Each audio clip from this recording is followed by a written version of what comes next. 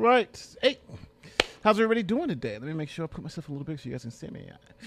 Welcome to the live coverage of the January 6th committee investigating the January 6th riots. So we get tonight to look at some really interesting political theater, right? Because if the Republicans are mad at this committee, I got one word for you. Benghazi. Remember we had the Benghazi Select Committee, the Super Committee for Benghazi. So this is the left's Benghazi. it just happened. Now, I've covered this January 6th thing in spades, so I'm not going to do it today. First, I got some disclaimers. We got to talk because this is politics. I got to give you some disclaimers. Disclaimer number one, I'm not political, left, right, all that. It doesn't matter to me. I'm facts first. Give me the facts, your feelings, it's yours. So I'm going into this to see the facts. What facts are they going to give me? Facts and evidence change my mind. There may be some political spin, but if there is, I'm going to call it out. Facts and evidence, right? We're looking for facts and evidence. Political spin, you go to other channels for that. They'll, you want to hear somebody spinning it one way or spinning it the other way. This is just not going to be here. I'm just looking for facts and evidence. That's it. And then we deal with the implications of those facts and evidence. Number two is that just understand the reason why we're here at 8 o'clock at night watching them do this is political theater, right? Let's not be, they saw how wonderful Johnny Depp trial went, and guess what they're doing? They're publicizing this. So that's number two. Understand this is political theater, and we got to understand this is political theater, the context of this. Now, I don't know what's going to be presented. They got some bully bombshell stuff they're going to present. And I also, before we get in and before we get to our friend, I need to let you know one more thing. Now, my initial assessment of the January 6th issue. I have 2 videos on it. I did a full breakdown. My opinion, before going in. Now, remember, I got to say one thing. Facts and evidence can change my mind. So my opinion now may not be my opinion after I watch this. It's more likely, it's likely is going to be it, but it may change. My opinion as of right now, before seeing anything, I look at testimony, it's simple. This was a security failure. That's what this was. First and foremost, this was a failure of security. They didn't have riot gear. They didn't have the number of officers. They know these people were coming. If you want a detailed assessment of that, I did 2 videos on it. I got to link them in the description somewhere, where it goes over. These people had permits.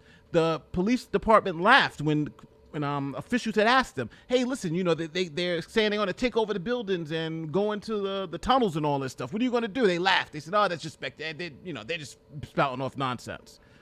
So this was a security failure. I think I have proven that beyond the fact. Hell, even the Democrats say it's a security failure, right?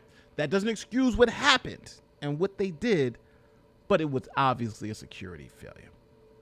So I just want to let people know. Now, Trump and all this other stuff being involved with it, who knows, right? But first and foremost, this was a failure of having enough people there, because this is what they admitted. They've admitted they didn't have enough people there. They admitted they didn't have the right equipment. They admitted that they weren't prepared. So that's the first line of defense. If your security apparatus is broken and this happens, then security apparatus is the first to fall. Now, all the other stuff, whether it was planned, whether who did what or whatever, that is also a part of the story. But first and foremost, we must understand this was a failure in security. Now, I do understand. Now, we'll see what evidence that they found, and their evidence can show that this was a planned, coordinated attempt. If they show that, then that evidence will lead me to believe that. But right now, from all the reports that I've seen and everything that I've done, it seems like we have security failure first and foremost. Everything else, I don't know. Now, let me bring in my friend, Nick. What's going on, Nick? Oh, so I sit here, I say, I'm going to go watch this with Nate. We're going to hang. We're going to have a good time. And I wonder, are we going to talk some politics? No, I'm on a legal channel. How do I know that? Because you can't start the stream without disclaimer A, B, subparagraph C, and let everybody know all the things you're not going to do when we're doing this stream. Good to be here. Thank you so much for having me. So, Nick, Yeah. Revolution? Oh, all right, cool. So, what's your feelings on the whole January 6th issue and what happened? You know what, it's. I think you bring up an excellent point about Benghazi. Each side is always trying to get the other, and you have to be really careful. That the Clinton hearings on the emails too. If you look into that, they were deleted by she had ordered the deletion before she got the subpoenas, and she had been told they had been deleted. It struck me as a nothing burger. It went on forever anyway. So I think those are some excellent points. I'll have to say it was scary enough, and what happened with Mike Pence, that's scary enough. I do think it needs to be investigated, and the two of the people who were most leading this are in fact Republicans. So I think it's worth looking into and definitely hearing what they have to say. One side says it's an insurrection, the other side says, well, it was just a bunch of unfortunates that managed. Unfortunate sounds like deplorable. I didn't maybe mean to say that, but anyways, let's see what they say. I'm glad that at least they're going to hold public hearings. I think it's worth it. Yeah, I do agree. I think. Obviously she should look into it, right? Obviously she should look into it. She should do your thing, that type of stuff, and I think we all can agree to that. But I also think we kind of really have to understand the political makings of this, because both sides are going to do that. I do know the Democrats are going to be saying their things, and the Republicans are going to be saying their things, and it's hard to kind of sift out the truth, because it makes even the process seem tainted, right? Because this is coming from the Democrats who, if this wasn't as political, we wouldn't be seeing this at 8:00 at night. Prime time, right? If this wasn't political, right? It would be out. We'd be looking at it and looking at the evidence. So this is the theater, the piece that I'm talking about.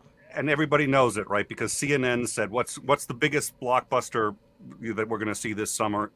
It's going to be these hearings. They're going to deliberately try to make it the summer blockbuster of, and CNN said that like that was on the front page of CNN like a month ago. They know that's the goal. This is supposed to be one of the biggest watched. They're saying the biggest watched public hearings in history. Of course. Yeah. But then on the other side, we can't be obtuse to say that this shouldn't be investigated. This shouldn't be taken seriously, right? These were just a whole bunch of, like I heard people say, these were just a whole bunch of old people singing Kumbaya walking into the building. I do understand when politics are involved, people become hypocritical, but we have to, I think, be fair to the facts and say this was a horrible event, and we should honestly look at it. So how can we make sure this does not happen again? But I think if you don't start with the first failure, which was security, then this is obviously going to happen again, because people are just going to want to look the other way. Oh, this was somebody else's fault, right? The Proud Boys or whatever.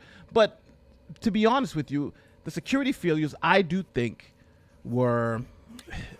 How do I want to say? I think there were enough where if they had the proper security in place, we wouldn't be talking about January 6th.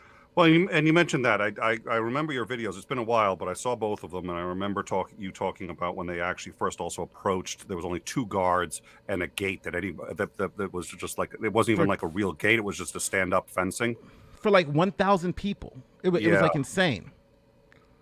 Right. But again, people, yeah. Go ahead. But again, I try to be fair in these analysis, but let's do this while we're waiting here and everybody's here with us. Let's look at what everybody else is talking about. So let's look to see what. All right, so let's see, who do you want to start with? Let's start with the extreme left. So let's start with the extreme left. I got David Pacman and Brian Tyler Cohen for the extreme left. All right. Matter of fact, you know what? Let me do this. Let me start with my boy Viva. Viva, I'm going to see what Viva's saying about it. I know I can almost predict it. Viva's going to say he hates the Democrats. Democrats bad. Republicans good. That's Viva's. He's at extreme left? That's what you call extreme left? Oh, no, Viva's not extreme left. Viva's by no means extreme left. Let's see what he's saying. Viva hates the Democrats. There's going to be those arguments that the meat debatable. See. Whether or not this... despite fake news, New York Times reporting that Brian Sicknick, who committee. I heard it. Here we go. What was Jamie Raskin most recently in the news for? He did something so terrible, and I was somewhat sassy with him on the Twitterverse. I forget. Jamie Raskin, another man whose honesty is questionable. Oh. Elaine Luria, Questionable a Democrat honesty. from Virginia Beach. I don't know enough about her. Pete Aguilar, Democrat from Southern California. Are two. He's four reading the bios. All right, so let's see what he says about Apparently, they have like producers putting together video footage. Meet the wives They're of the going world's to have richest man. the first of, I believe it's 4 hearings. Let me just get Tell this us, here, Viva. stop the screen so that we can all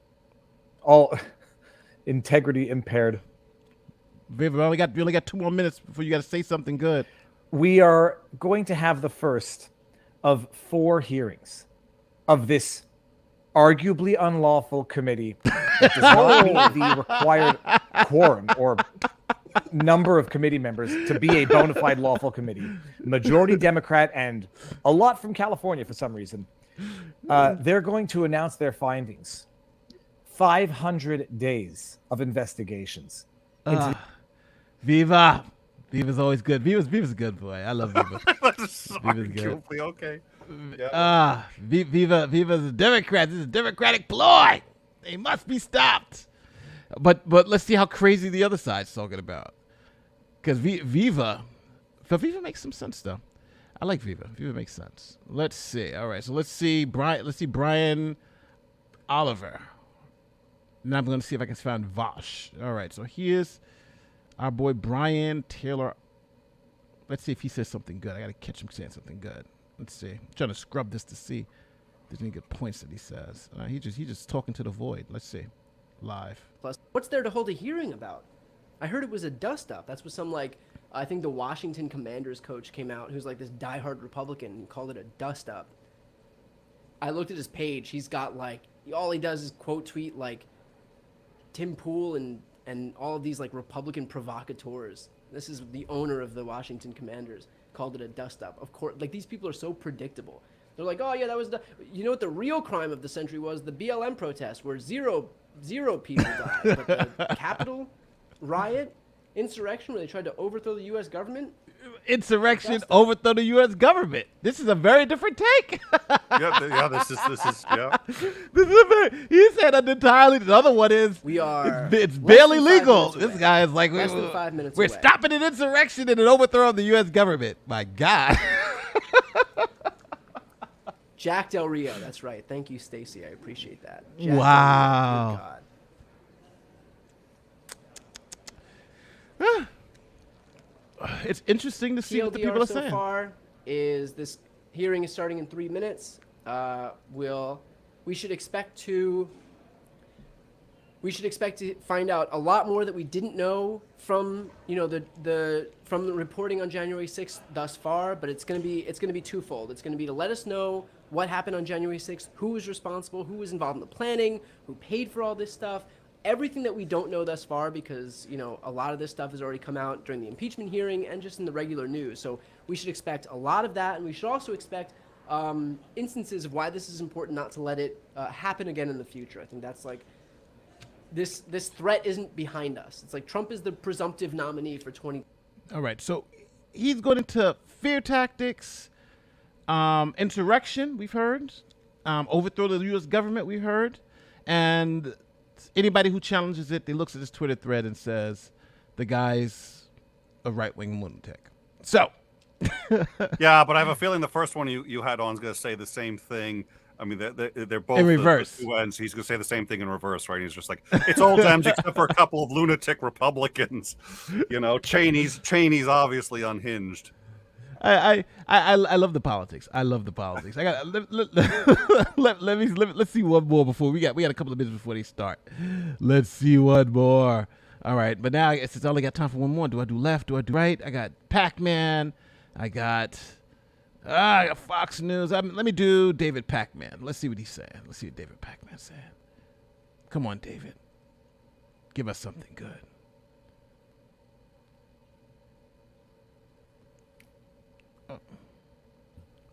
Congratulations, David. Glad you're here for the steam. I love watching history happen with your commentary. Glad to have you here, Cyrus. Truly placed to comment on everything. Absolutely.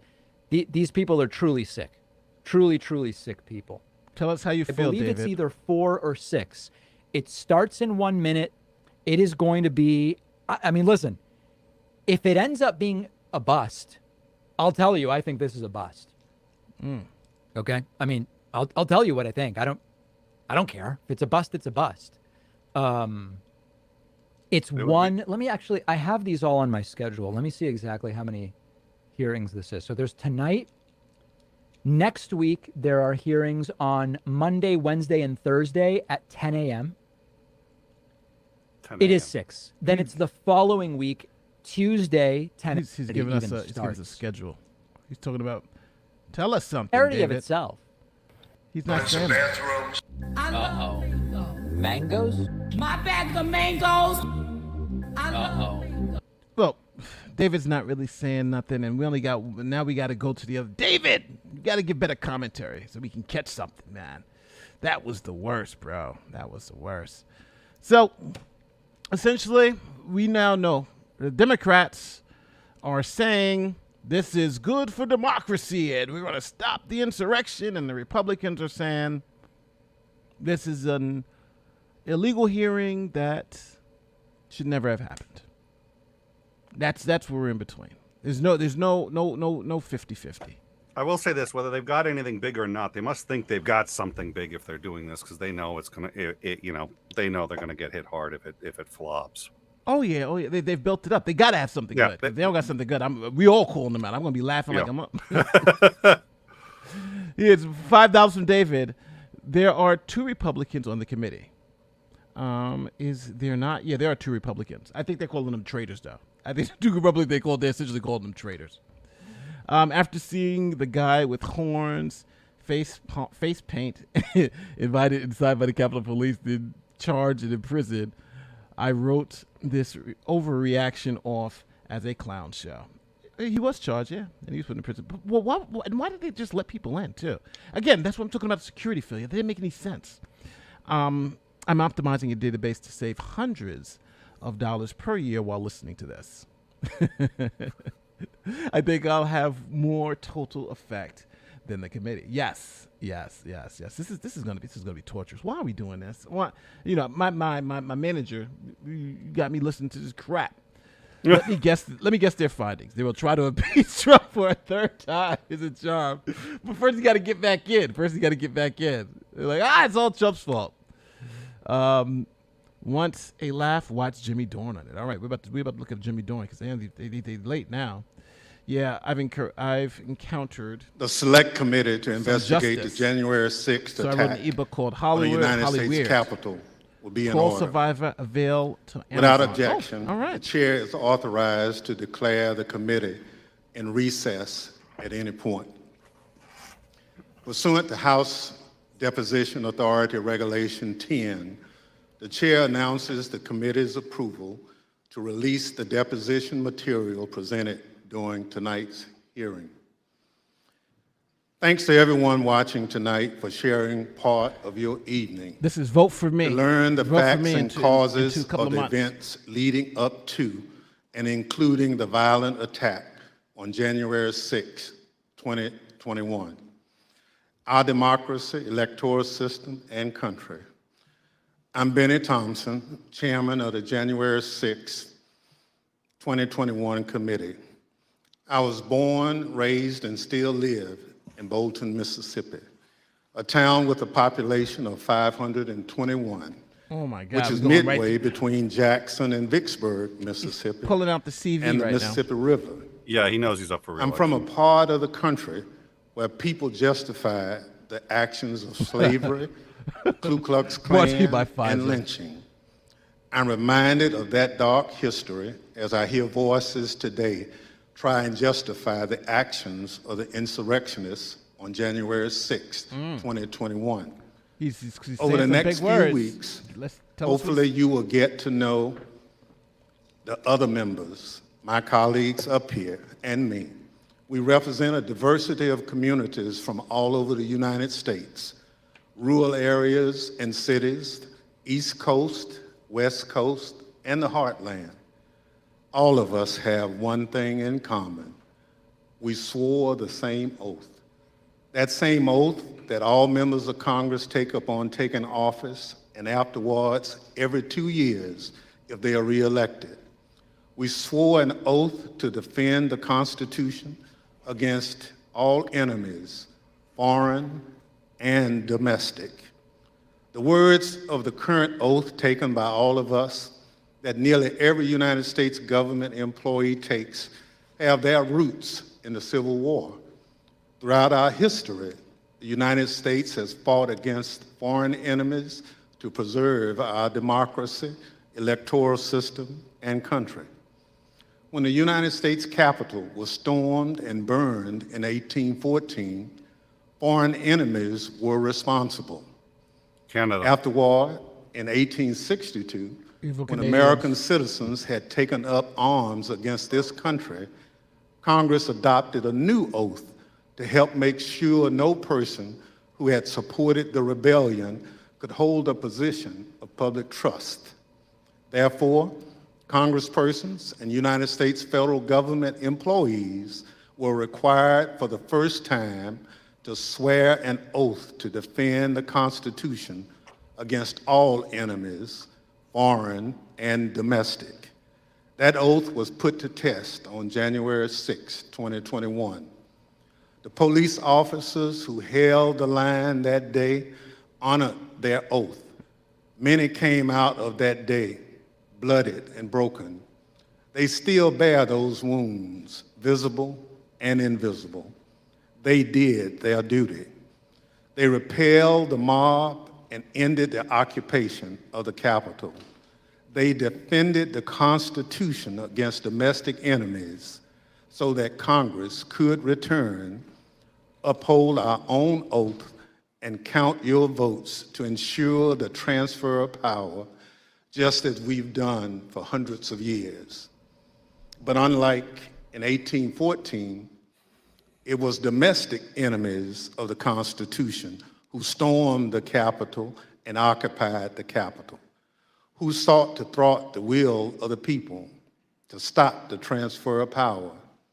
And so they did, so at the encouragement of the President of the United States.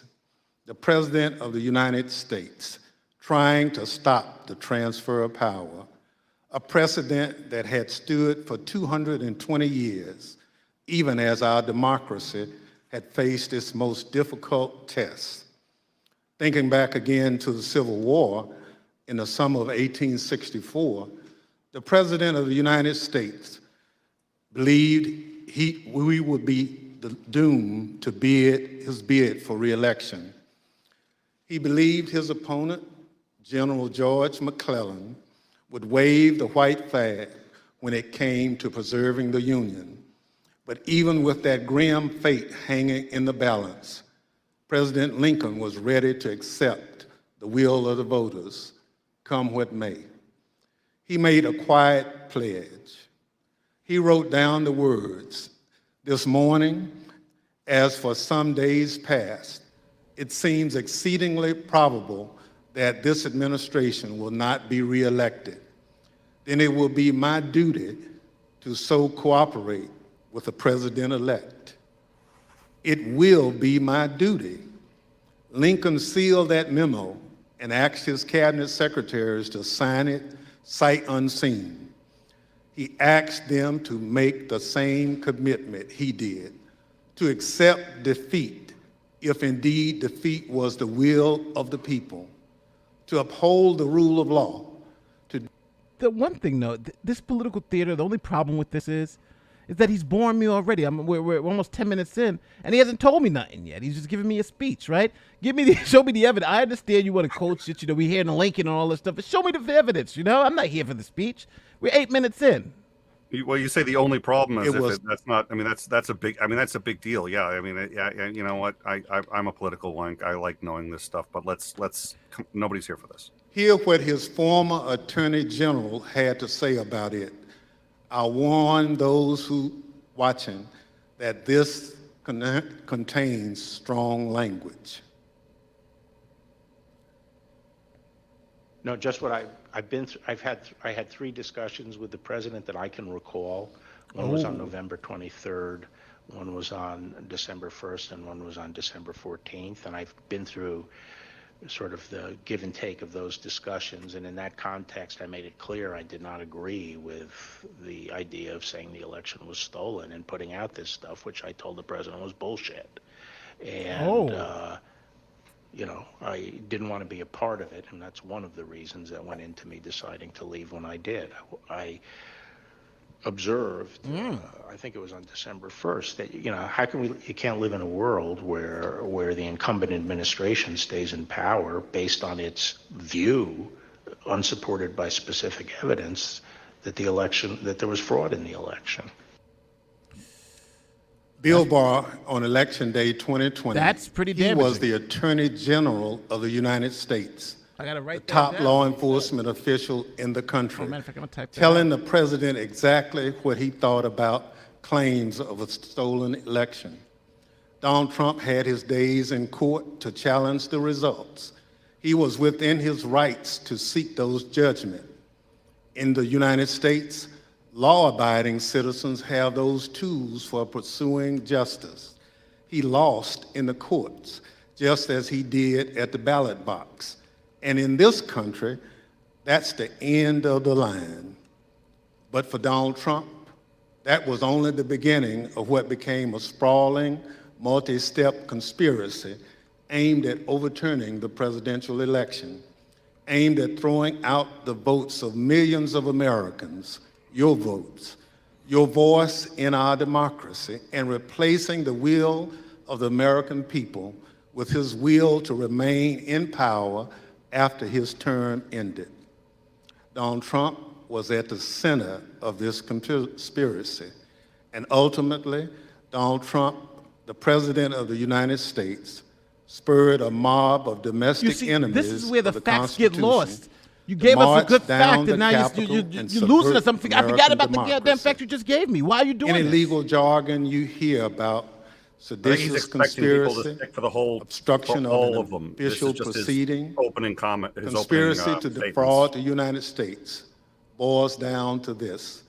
January 6th was the culmination of an attempted coup, a brazen attempt, as one rioter put it shortly after January 6th, to overthrow the government. The violence was no accident. It represented Trump's last stand, most desperate chance to halt the transfer of power. Now, you may hear those words and think, this is just another political attack on Donald Trump by people who don't like him. Yes, That's not the case. that's what I think. My colleagues and I all wanted an outside independent commission to investigate January 6th, similar to what we had after 9/11. But after first agreeing to the idea, Donald Trump's allies in Congress put a stop to it.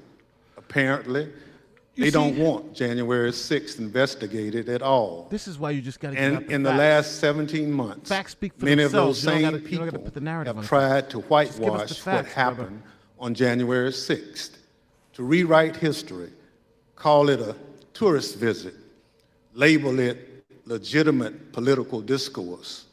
Donald Trump and his followers have adopted the words of the songwriter, "Do you believe me or your lying eyes?"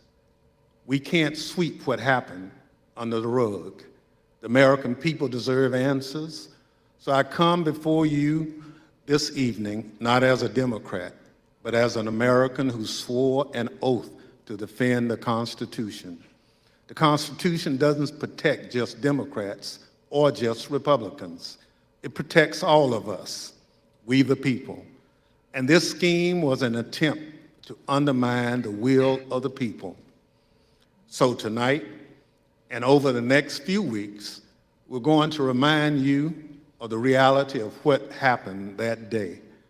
But our work must do much more than just look backwards. Because of our democracy remains in danger, the conspiracy to thwart the will of the people is not over.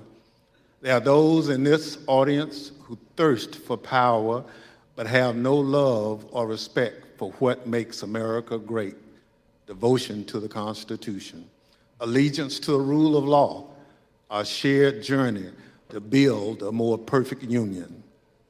January 6th and the lies that led to insurrection have put 2.5 centuries of constitutional democracy at risk. The world is watching what we do here. America has long been expected to be a shining city on the hill, a beacon of hope and freedom, a model for others when we are at our best. How can we play that role when our house is in such disorder? We must confront the truth with candor, resolve, and determination. We need to show that we are worthy of the gifts that are the birthright of every American.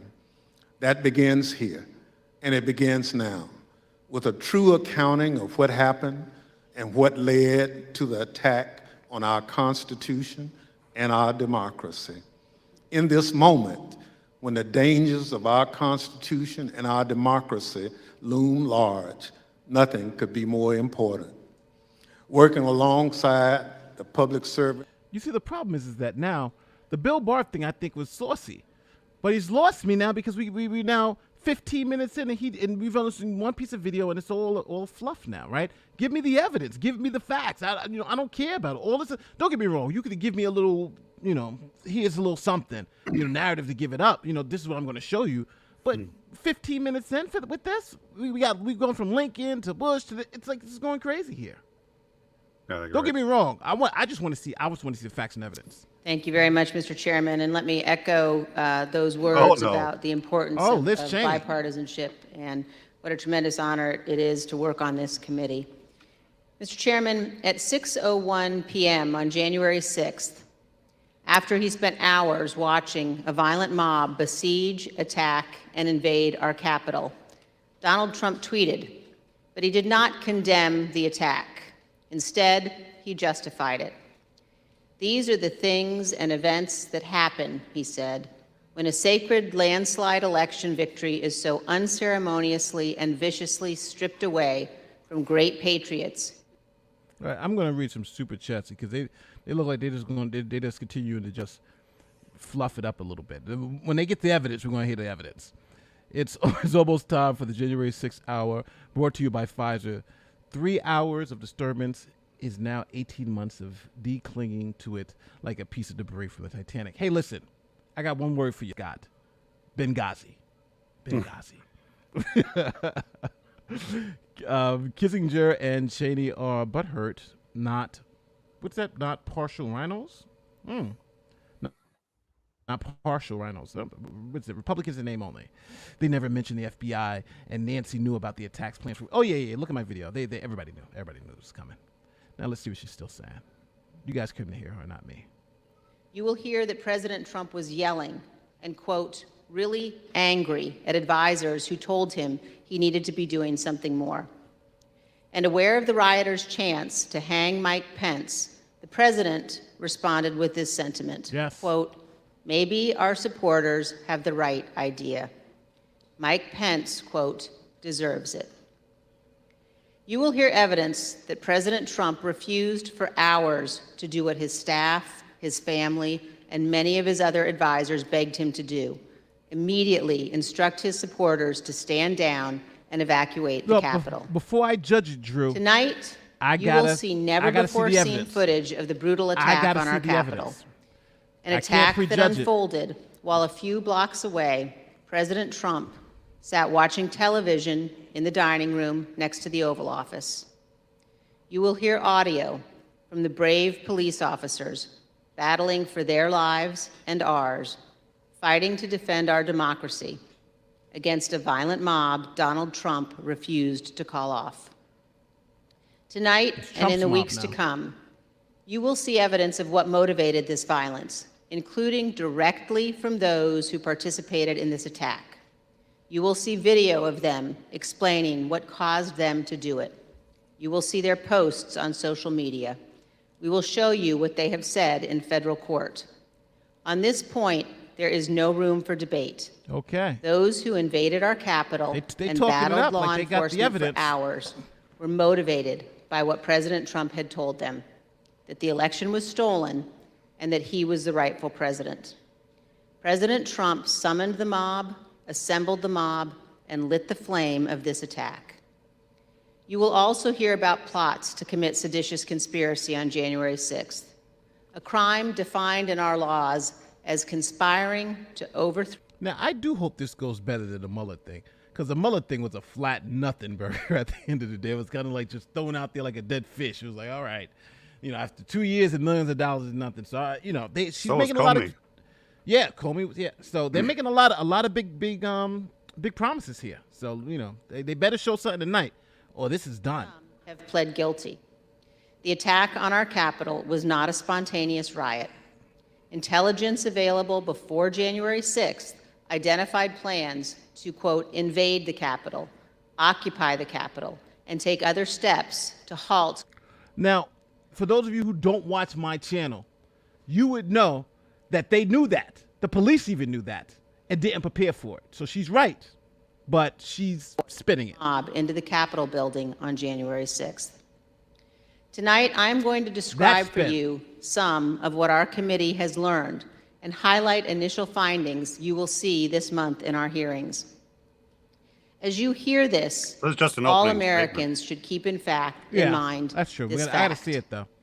On the morning of January 6th, President Donald Trump's intention was to remain President of the United States, despite the lawful outcome of the 2020 election and in violation of his constitutional obligation to relinquish power. Over multiple months, Donald Trump oversaw and coordinated a sophisticated 7-part plan to overturn the presidential election and prevent the transfer of presidential power. In our hearings, you will see evidence of each element I don't of this believe Trump plan. did anything sophisticated. I'm just saying. In our second hearing, you will see that Donald Trump and his advisors knew that he had in fact lost the election. But despite this, President Trump engaged in a massive effort to spread false and fraudulent information to convince huge portions of the U.S. population that fraud had stolen the election from him. This was not true. Jason Miller was a senior Trump campaign spokesman. In this clip, Miller describes a call between the Trump campaign's internal data expert and President Trump a few days after the 2020 election. Oof. I was in the Oval Office, and is that Mike McCarthy in there? Matt Oskowski, who is the lead data person, was brought on, and I remember he delivered to the president pretty blunt terms that he was going to lose. And that was based, Mr. Miller, on Matt and the data team's assessment of the sort of county by county, state by state results as reported? Correct. Alex Cannon was one of President Trump's campaign lawyers. He previously worked for the Trump Organization. One of his responsibilities was to assess allegations of election fraud in November 2020. Here is one sample of his testimony discussing what he told White House Chief of Staff Mark Meadows. Stop it was a tagline. I remember a call with Mr. Meadows, where Mr. Meadows was asking me what I was finding and if I was finding anything. And I remember sharing with him that we weren't finding anything that would be sufficient to change the results in any of the key states. When was that conversation? Probably in November, mid to late November. I think it was before my child was born. And what was Mr. Meadows' reaction to that information? I believe the words he used were, so there's no there there. There's no there there. The Trump campaign's general counsel, Matt Morgan, gave similar testimony. He explained that all of the fraud allegations and the campaign's other election arguments taken together and viewed in the best possible light for President Trump could still not change the outcome of the election. President Trump's Attorney General Bill Barr also told Donald Trump his election claims were wrong. Repeatedly told the president in no uncertain terms we saw this already. I did not see evidence of fraud, and that would have affected the outcome of the election. And frankly, a year and a half later, I haven't seen anything to change my mind on that. Attorney General Barr also told President Trump that his allegations about Dominion voting machines were groundless.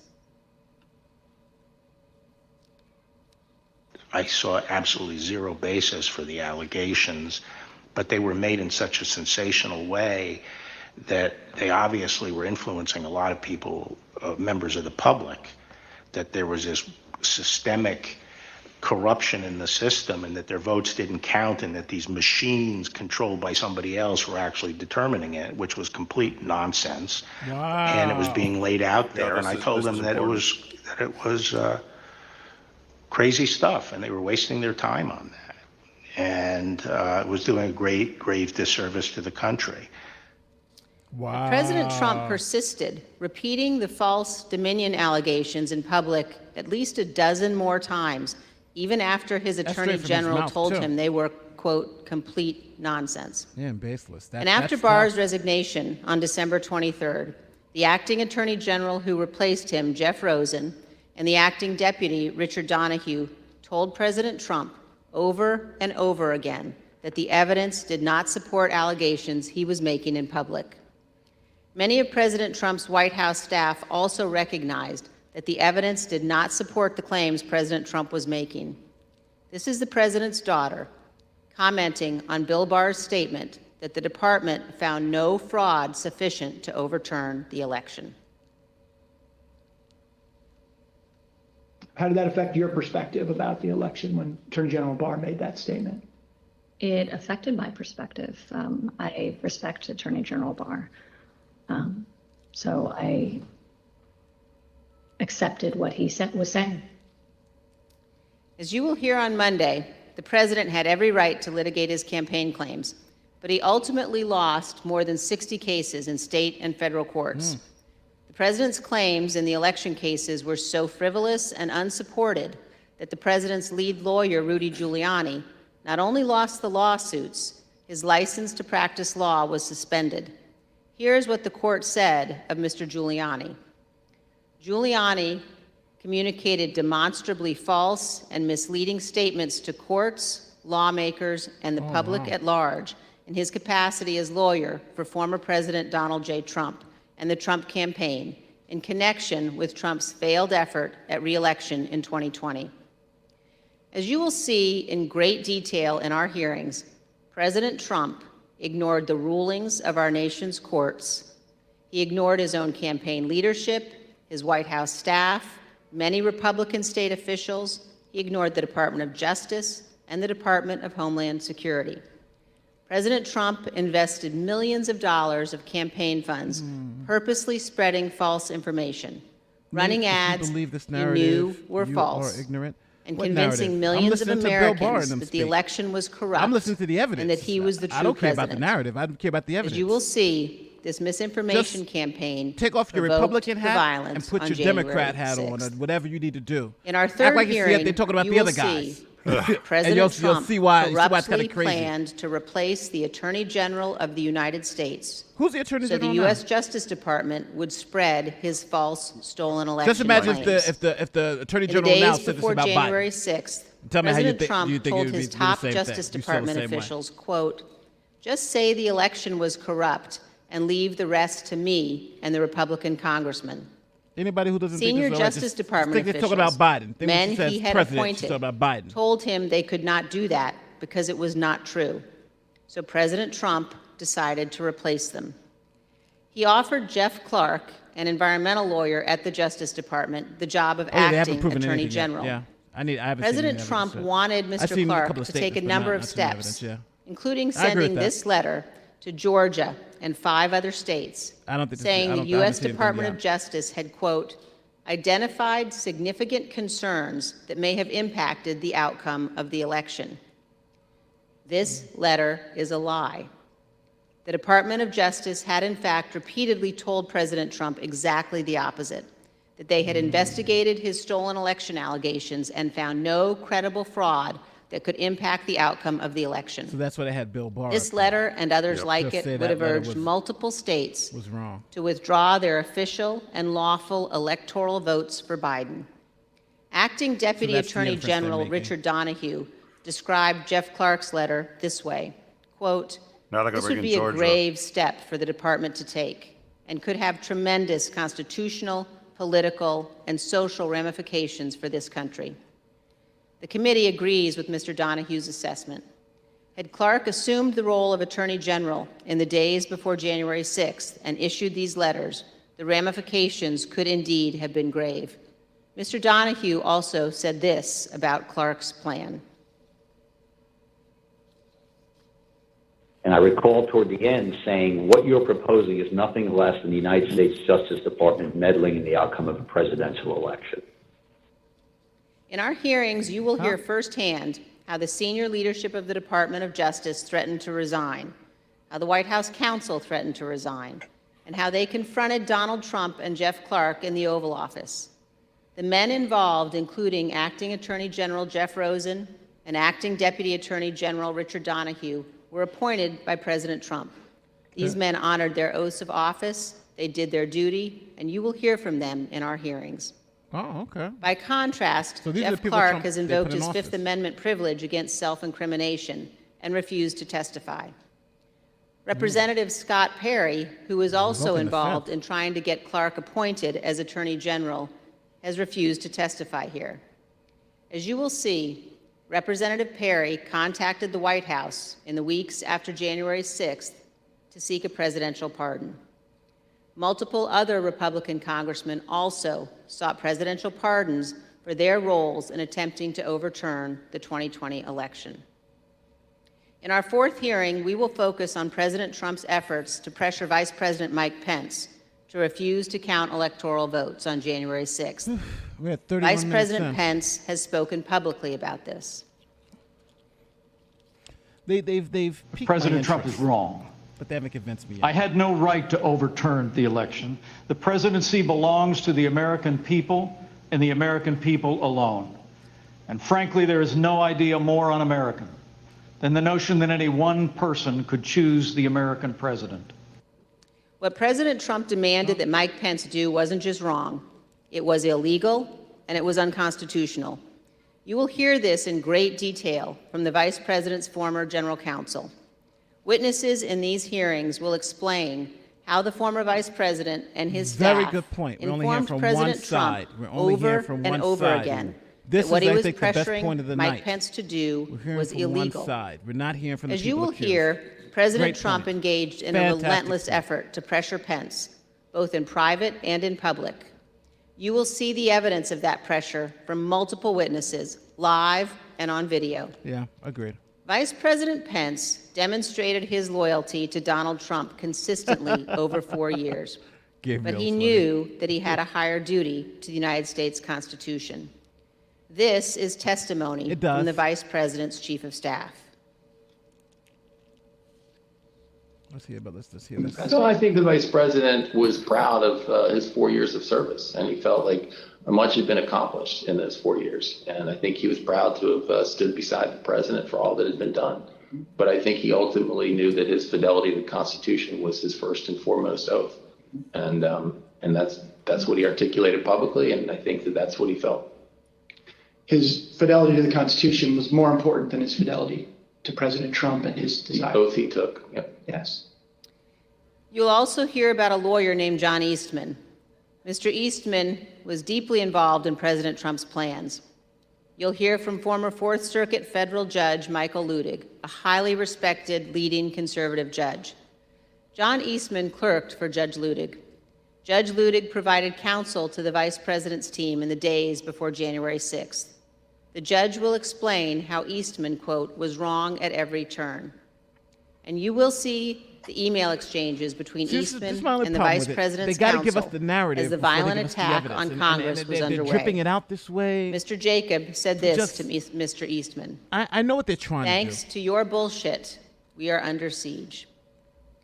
You will also see evidence that John Eastman did not actually believe the legal position he was taking. Of course. In fact, a month before the 2020 election, Eastman took exactly the opposite view on the same legal issues. In the course of the Select Committee's work to obtain information from Mr. Eastman, we have had occasion to present evidence to a federal judge.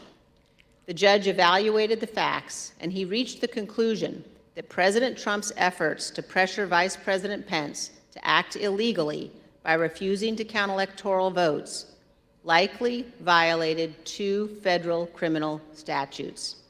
And the judge also said this: if Dr. Eastman and President Trump's plan had worked, it would have permanently ended the peaceful transition of power, undermining American democracy and the Constitution. If the country does not commit to investigating and pursuing accountability for those responsible, the court fears January 6th will repeat itself. Every American should read what this federal judge has written. The same judge, Judge Carter, issued another decision on Tuesday night, just this week, indicating that John Eastman and other Trump lawyers knew that their legal arguments had no real chance of success in court, but they relied on those arguments anyway to try to, quote, overturn a Democratic election. And you will hear that while Congress was under attack on January 6th and the hours following the violence, the Trump legal team in the Willard Hotel War Room continued to work to halt the count of electoral votes. In our 5th hearing, you will see evidence that President Trump corruptly pressured state legislators and election officials to change election results.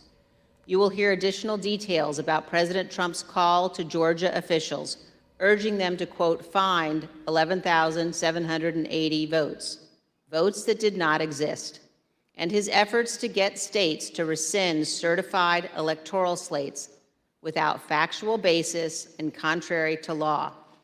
You will hear new details about the Trump campaign and other Trump associates' efforts to instruct Republican officials in multiple states to create intentionally false electoral slates and transmit those slates to Congress, to the Vice President, and the National Archives, falsely certifying that Trump won states he actually lost. Sorry, yeah, saying flamboy is right. In our final 2 June hearings, you will hear how President Trump summoned a violent mob and directed them illegally to march on the United States Capitol. While the violence was underway, President Trump failed to take immediate action to stop the violence and instruct his supporters to leave the Capitol. As we present these initial findings, keep 2 points in mind. First, our investigation is still ongoing. So what we make public here will not be the complete set of information we will ultimately disclose. And second, the Department of Justice is currently working with cooperating witnesses and has disclosed to date only some of the information it has identified from encrypted communications and other sources. On December 18th, 2020, a group, including General Michael Flynn, Sidney Powell, Rudy Giuliani, and others, visited the White House. They stayed late into the evening. We know that the group discussed a number of dramatic steps, including having the military seize voting machines and potentially rerun elections. Benghazi. You will also hear that President Trump met with that group alone for a period of time, before White House lawyers and other staff discovered the group was there and rushed to intervene. That's exactly what I'm saying. A little more than an hour after Ms. Powell, Mr. Giuliani, General Flynn, and the others finally left the White House, Is it President too much to Trump ask? I understand you got to tweet on the screen this is the now, appropriate introduction, but they got to telling give me some people evidence. They got to me come here to Washington on 38 January minutes. 6th. I've saw a couple of clips. Be there, I'm he instructed intrigued, them. but I need to Will see be it. Like, you wild. know, As you will see, this was a pivotal moment. This tweet. tweet initiated a chain of events. The tweet led to the planning for what occurred on January 6th, including by the Proud Boys, who ultimately led the invasion of the Capitol and the violence on that day. The indictment of a group of Proud Boys alleges that they planned, quote, to oppose by force the authority of the government of the United States. And according to the Department of Justice, on January 6, 2021, the defendants directed, mobilized, and led members of the crowd onto the Capitol grounds and into the Capitol, leading to the dismantling of metal barricades, the destruction of property, the breaching of the Capitol building, and the assaults on law enforcement. Although certain former Trump officials have argued that they did not anticipate violence on January 6th, the evidence suggests otherwise. As you will see in our hearings, the White House was receiving specific reports in the days leading up. I'm going to stop it right here just for one quick thing. Some people are saying, Nate, just listen to the evidence. This is not the evidence, people. She's telling you what she believes the evidence is going to show you. This is an opening statement. So for those saying, she's listened to the evidence, this is not the evidence. She's saying the evidence will show, the evidence will show, the evidence will show. She's giving us a preview of what she believes we should get from the evidence. Up to January 6th. Does that make sense? Including during President Trump's Ellipse rally, indicating is going to break loose tomorrow. Just understand. Violence on January 6th. The evidence suggests otherwise. As you will see in our hearings, the White House was receiving specific reports in the days leading up to January 6th, including during President Trump's Ellipse rally, indicating that elements in the crowd were preparing for violence at the Capitol. But yeah, you're right. And on the evening of January 5th, the president's close advisor, Steve Bannon, said this on his podcast. It sounds like they are what they're relitigating it. Let's see what Steve All said. hell is going to break loose tomorrow. Just understand this. All hell is going to break loose tomorrow.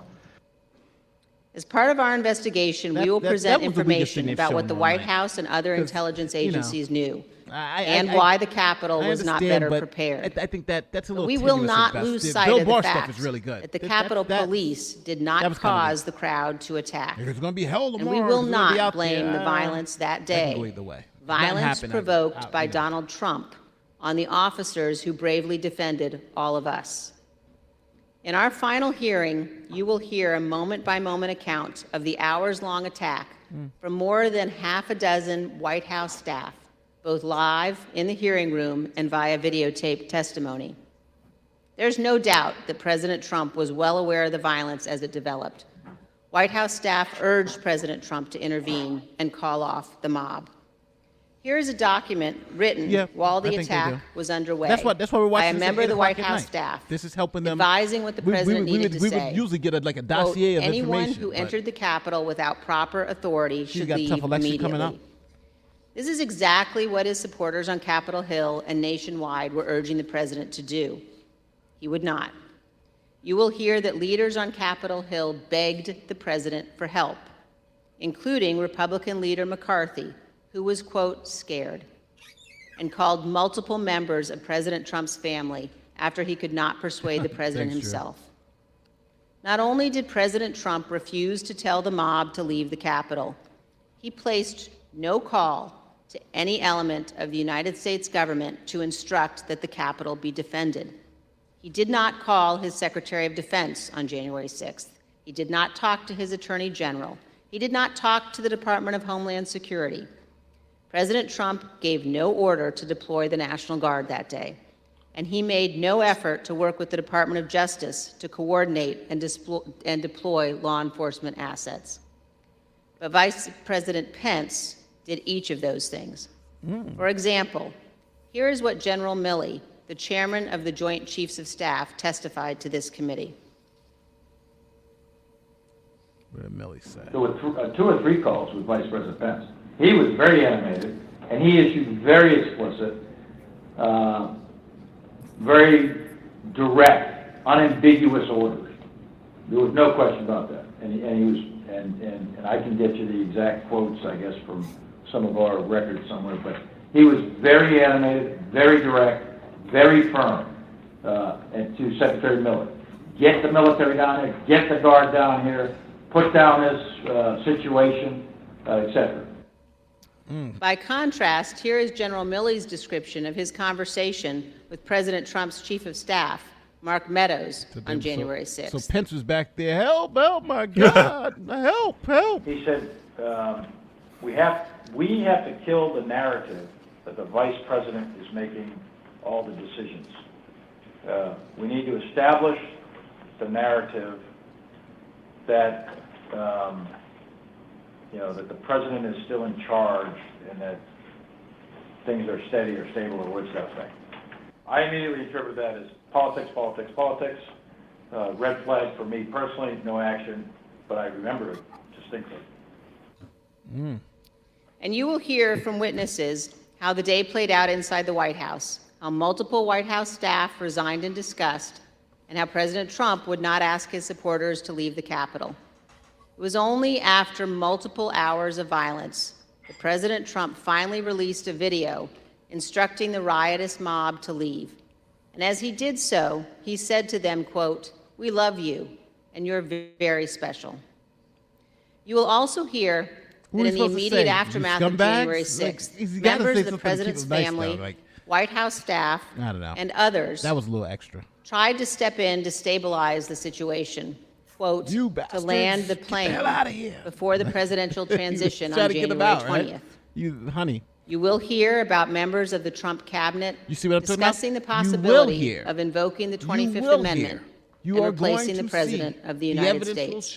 That's where we're Multiple members of President Trump's own cabinet resigned immediately after January 6th. One member of the cabinet suggested that the remaining cabinet officers needed to take a more active role in running the White House. All right, and Nate, the I'm going to have to administration. bail, but thank you so much for having But me on. most emblematic of those days is this exchange of texts between Sean Hannity and former President Trump's press secretary, Kayleigh McEnany.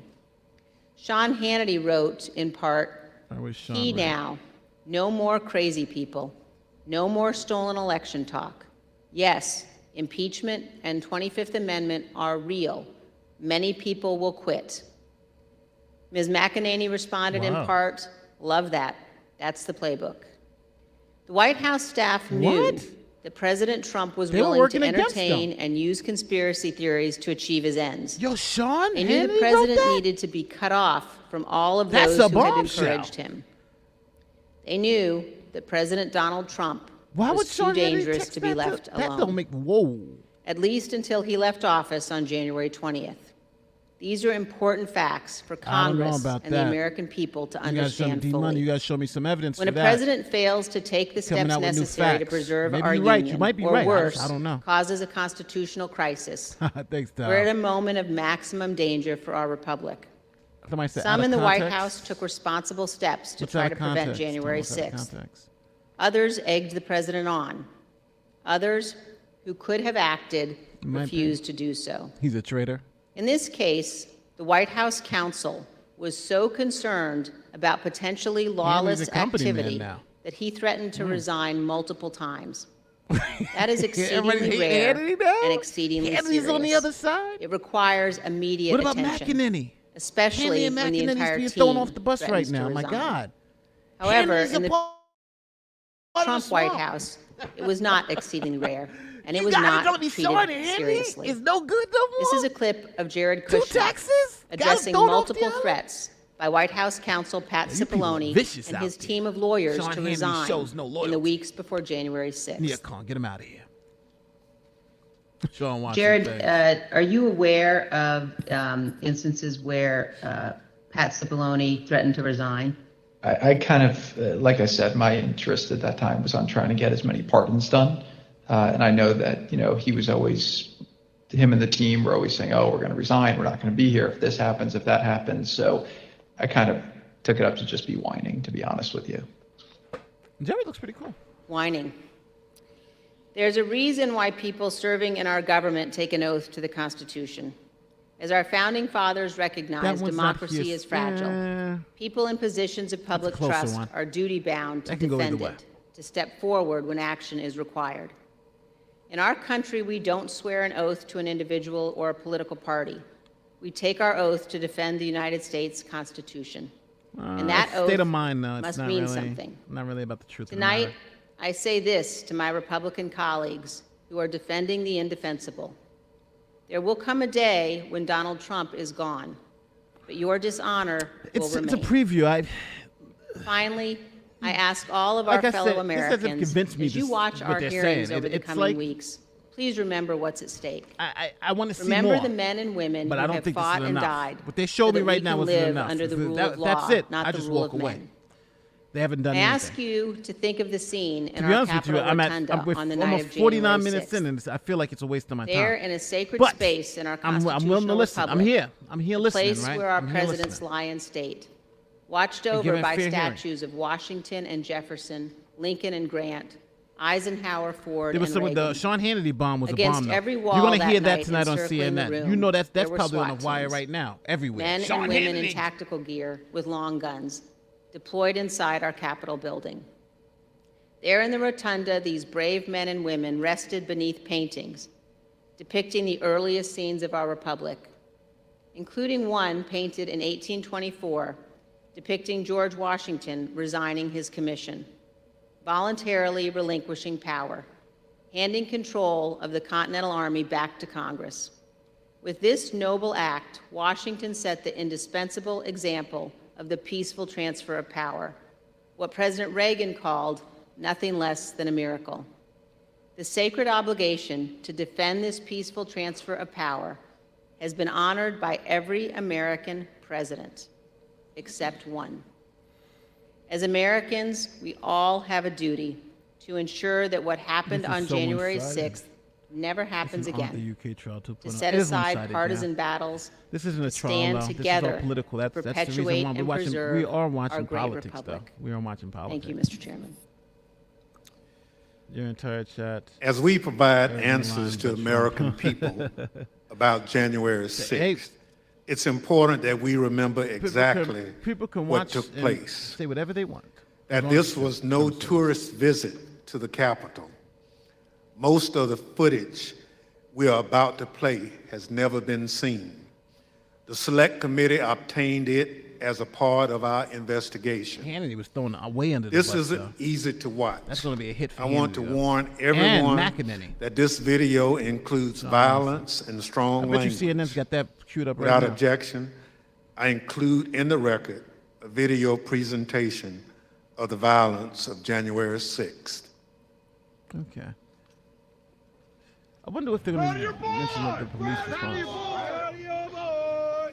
Yeah, just for awareness, be advised, there's probably about 300 Proud Boys. They're marching eastbound in this 400 block of kind of Independence, actually on the mall towards the United States Capitol.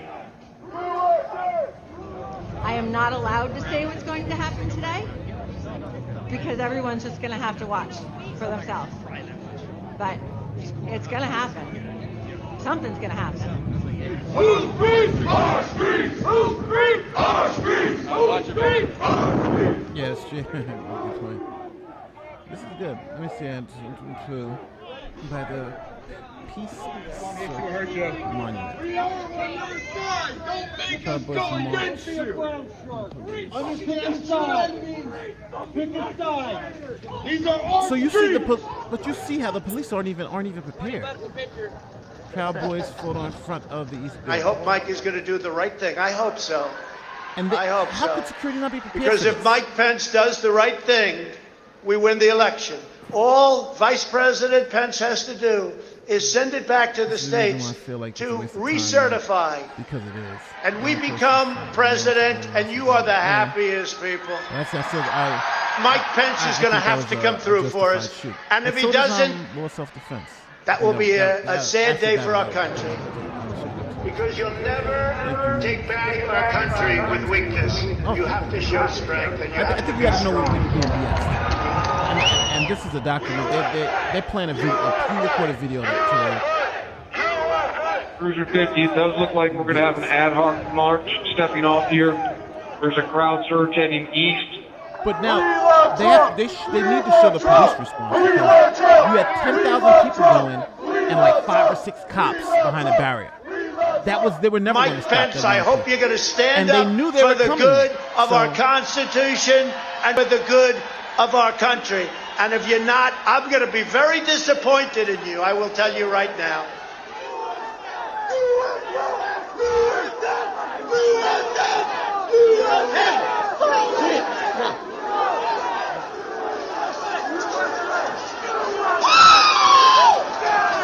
Get back, ladies! Get back, ladies! You see this? Look at that. No riot gear, no nothing. You know, thousands of people are coming. Look. No law enforcement. No perimeter. Nothing. We need backup.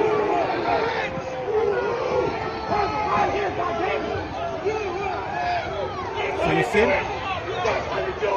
No police officers on the promenade, nothing. This is, you can see it. I understand what they're trying to show, but the police response here, Madam Speaker, that is also part of this story. The Vice President and the United States Senate. But these people should still be held responsible for the crimes. This is evidence. We're going to get riot warnings. This is the outlet here. We're going to get riot warnings. We're going to try and get compliance, but this is now effectively a riot. 49 hours declaring it a riot. Look, 5 to 50 be advised, Capitol Police Warrant advised they're trying to breach into the Capitol. Almost nothing. You should see how many police officers they had there for the BLM rally. And you'll see what I mean. If you look at the police officers for the BLM rally versus the police officers for this, you'll see what I'm talking about. 22. We're about 5 miles out. We're trying to make our way through all this. And as are his followers. Sorry. I had to say. You think Trump? I don't know. I don't think Trump's going to do that. But I do think this is unacceptable. I do think this could have been his way. Where are the police? Where are the barricades? Where's the reinforcements? No, nothing. That's my issue with this. My issue is what they're doing is wrong, obviously. And I think these people who break windows, these people should go to jail. These people should pay a fine. We have a breach of the Capitol. Breach of the Capitol to the upper level. Be advised, they're requesting additional resources on the east side as they've broken into that window and they're trying to kick it in.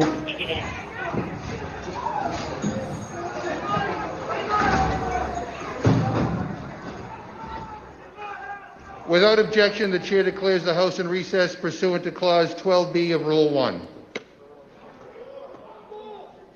My kids didn't have the courage to do what should have been done to protect our country and our Constitution, giving states a chance to certify a corrected set of facts, not the fraudulent or inaccurate ones which they were asked to previously certify. U.S. demands the truth. Bring out Prince. Ooh, this is loud. I gotta turn my mic up a lot. Bring out Prince.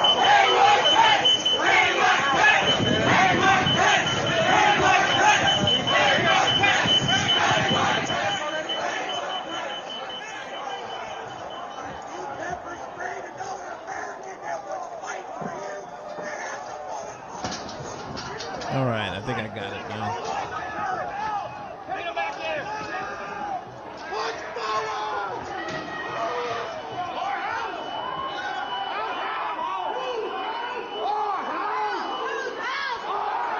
Nate, we can't hear you. Yeah, no, I just fixed it. This is just loud videos. Loud.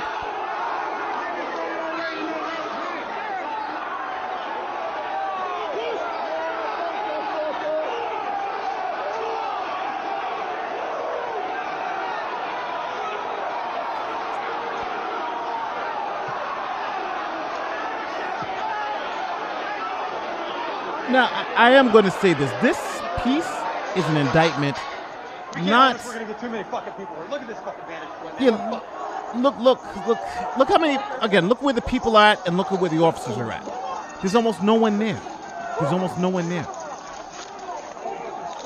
And by the time they got reinforcements in, it was too late. You let them in. We need an area for the House members.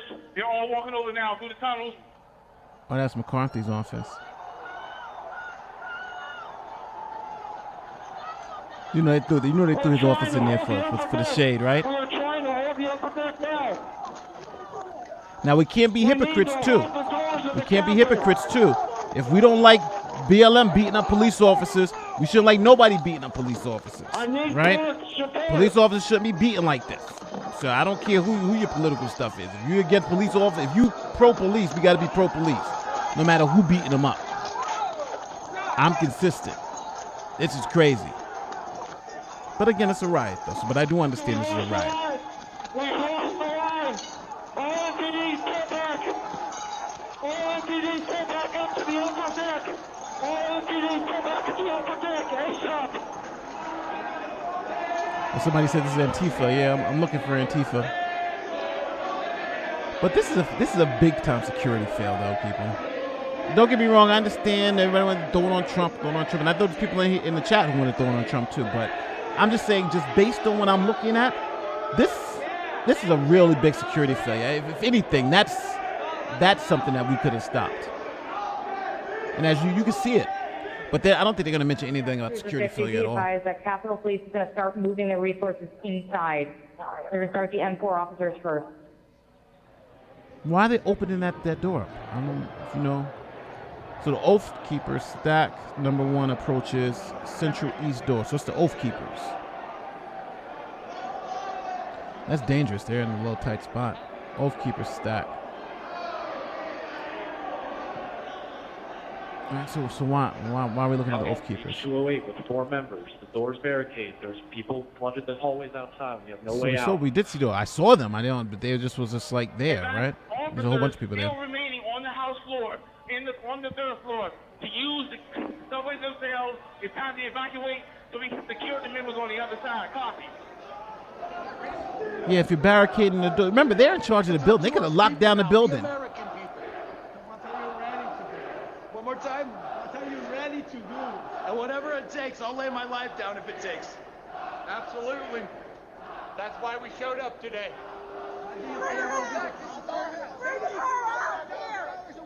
Hey!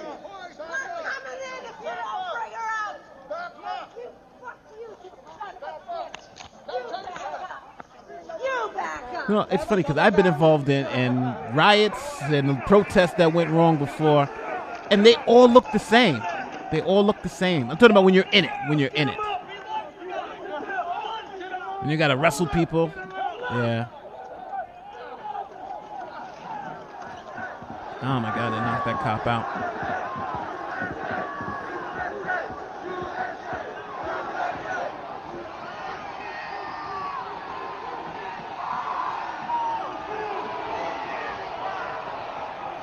Oh yeah, that's what I've been saying. There was just not enough police officers there. They admitted that. They admitted that they were understaffed. Look at this. Look at the officers in here. These are officers in here. But they had to go get riot gear. They weren't prepared at all. That's why the head of the Capitol Police resigned, because it was a massive failure in security. But you're not going to hear that now. This is about the politics tonight. It's not about actually trying to make sure this is not happening again. Looks like some security you played underwhelming, almost as if tragedy was welcomed. Nah. I don't know. I think this is a high level of incompetence, though. This is a very high level of incompetence. But I don't want to hear no crap about, these officers. If you only give them 3 officers and they're out there doing their job. You see, that's not supposed to be happening to the officers. That's just not supposed to be happening. Nobody's supposed to be throwing them and beating them with bats and stuff like that. If people out there, I just don't want to be here with the hypocrites, right? The hypocrites who, if this is a Black Lives Matter rally and the cop got a pinprick, we'd be, oh my God, it's horrible. Order of the committee but I'm pro-police though. The chair declares the committee in recess for a period of approximately 10 minutes. So this is so we can talk about what we just saw. And that's what it's at 10 minutes. This is underwhelming, but I've seen almost all that video before, right? Except for some news pieces they saw. I'm just saying it's underwhelming. If we were honest, if there were honest people on the panel, they would present how dishonest this editing was. Audio over CV. They did have audio over CV. That was good. The whole Trump speaking, which was pretty dishonest. Yeah, they should have just played it out. CCTV cutting from one location to another. They're trying to. Yeah. This is a produced video. This is a produced video. This is not going to court. This is a produced video. Obviously, we got to know this is MAGA country. Nate the lawyer. I gotta say the Nigerian voice. My Nigerian voice. Let me go show you this while they do their 10-minute recess. So we're coming back at 9:12. I want you guys to check this out since we on this little break. I got this already pulled up. Let me show you guys this. So remember earlier, now the reason why I keep saying it's a massive security failure, So this is an article. I'm playing my own video from before, but this is an article that from the Washingtonian. But this is what they said.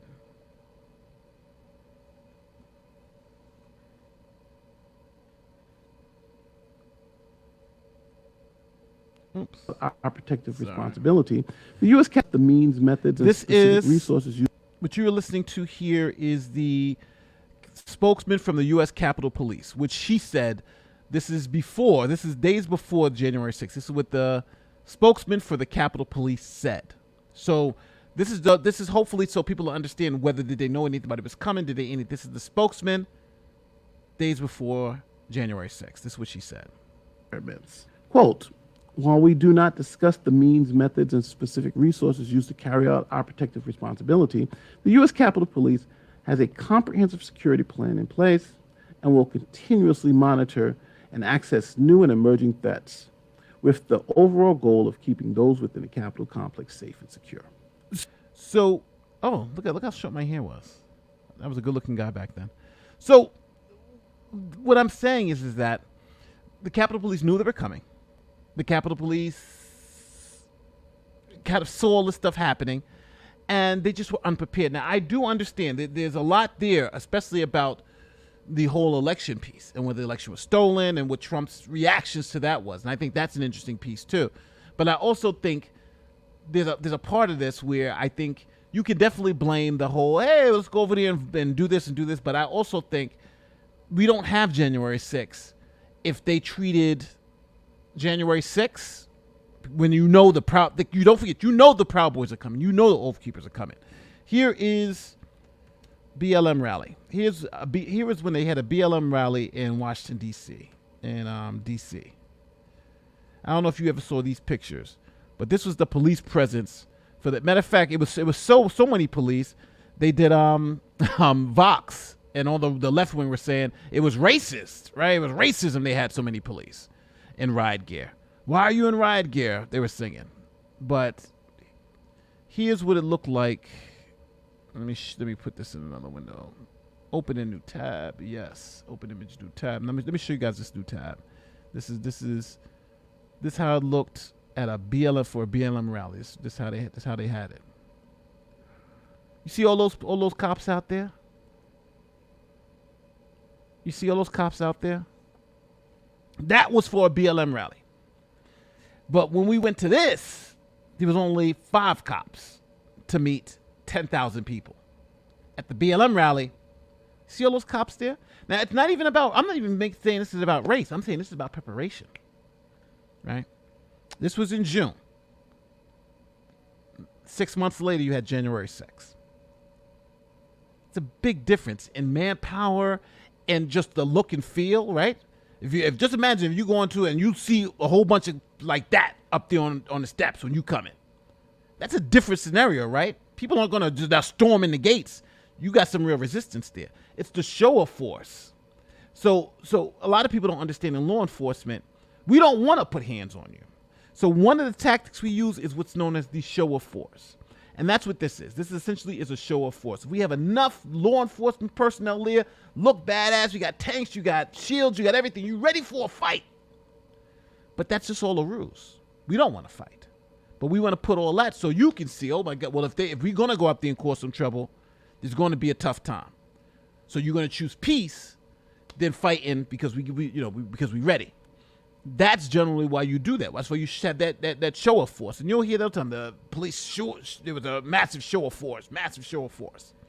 But here, if you're going to the Capitol and you see 5 officers, not like this, but just in plain regular uniforms, hey, how you guys doing? You got 10,000 people behind you. You're asking for a disaster. But again, that's just my humble opinion. Now, I understand there's a political aspect to this, but, that's just, again, my humble opinion. Let's look at, first let me take down some of these super chats. If this happened in Australia, we would have a royal commission, not run by politics, but an independent person, perhaps a retiring judge. That's interesting. But again, I think, I don't know why this is going this way. Many people fail to and failed to comprehend the judicial limitations of the numerous law enforcement agencies in D.C. Facts. The POTUS is the only one who could have the NG called up, a request made and denied. See, I didn't know that they made the request, but I do know that what happened. I do know before they were coming, the staffing, and even the Capitol Police brass admitted this. The staffing for the event was woefully understaffed. Right? Generally, you would have X amount of police officers there. They had like almost just a regular staff there, knowing that you had 10,000 people coming. So yes, when it was happening, he didn't call the NG, which is true. That's something they're probably gonna discuss. But we got to be fair.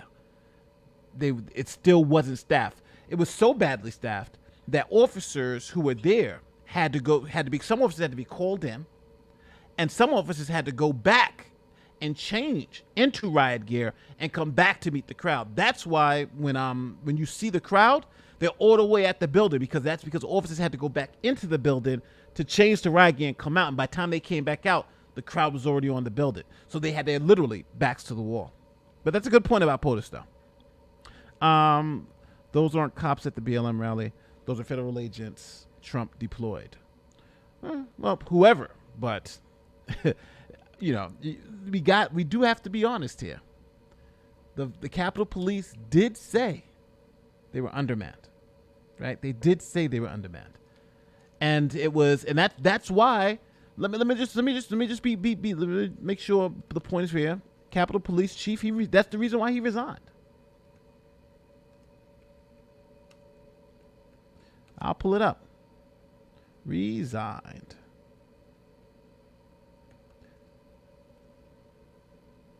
Let me go right here. Capitol Police Chief resigned day after Congress. Here we go. Take away your evil ad. Let me show you guys this before they come back. They're about to come back in 1 minute. But yeah, Capitol Police Chief, he resigned. He resigned in shame. Grim news from another officer's death. Yeah. So he resigned the day after. Because they were unprepared. Numerous leaders, that's the reason why he resigned. He resigned from gross incompetence. The fallout. I'm telling you, this guy, they failed. They failed.